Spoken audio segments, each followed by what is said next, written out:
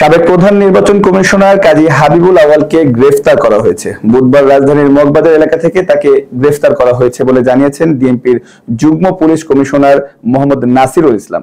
তিনি বলেন, রাজধানীর মগবাজার এলাকায় অভিযান পরিচালনা করে ডিবি পুলিশের একটি দল তাকে গ্রেফতার করেছে। এর আগে গত রোববার 22 তারিখ শেরেবাংলা নগর থানায় দশম, একাদশ ও দ্বাদশ সংসদ নির্বাচনের কাজী রাকিব উদ্দিন আহমদ, নুরুল হুদা ও কাজী হাবিবুল আওয়াল কমিশনের বিরুদ্ধে মামলা করেন বিএনপি। এতে 3 সাবেক প্রধান নির্বাচন কমিশনার সহ 24 জনকে আসামি করা হয়েছে। মামলায় ওই দিন সন্ধ্যায় রাজধানীর উত্তরা থেকে নুরুল হুদাকে গ্রেফতার করে পুলিশ। তাকে 4 দিনের রিমান্ডে নেওয়া হয়েছে। একই মামলায় হাবিবুল আওয়ালকে গ্রেফতার দেখানো হয়েছে বলে গোয়েন্দা সূত্রে জানা গেছে। 2024 সালে দ্বাদশ জাতীয় সংসদ নির্বাচনে কাজী হাবিবুল আওয়াল প্রধান নির্বাচন কমিশনার হিসেবে দায়িত্ব পালন করেন। অন্যদিকে কমিশনার ছিলেন মোহাম্মদ আলমগীর, আনিসুর রহমান, বেগম রাশিদা সুলতানা ও ব্রিগেডিয়ার জেনারেল অবসরপ্রাপ্ত আহসান হাবিব খান। নুরুল হুদা 2017 সালের 15 ফেব্রুয়ারি থেকে 2022 সালের 14 ফেব্রুয়ারি পর্যন্ত সিইসি ছিলেন।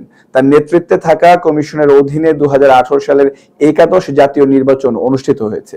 বিস্তারিত রূপসী বাংলা নিউজ ডেস্কে।